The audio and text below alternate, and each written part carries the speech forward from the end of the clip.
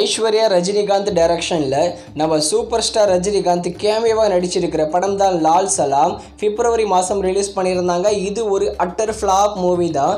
ஃபைனலாக இந்த லால் சலாம் படத்தை வர செப்டம்பர் 20 சன் NXTயில் ப்ரீமியர் பண்ணுற மாதிரி அப்டேட்கள் வந்திருந்தது.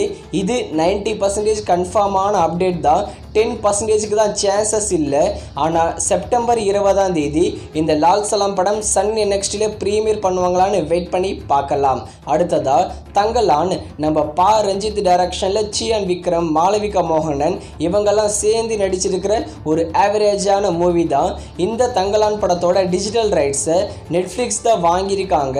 வர செப்டம்பர் 20 தங்கலான் படத்தை நெட்ஃப்ளிக்ஸில் தமிழ், தெலுங்கு, மலையாளம், கன்னடான்னு 4 லாங்குவேஜில் ப்ரீமியர் பண்ண போகிறாங்க.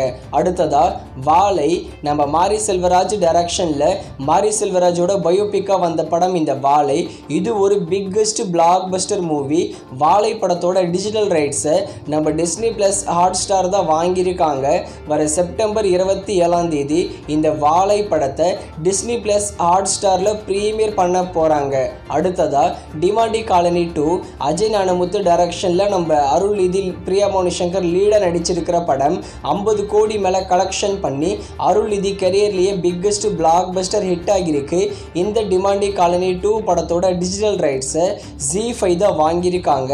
வர செப்டம்பர் 27 இந்த டிமாண்டி காலனி 2 படத்தை ZEE5ல தமிழ் மற்றும் தெலுங்கு லாங்குவேஜில் ப்ரீமியர் பண்ண போகிறாங்க.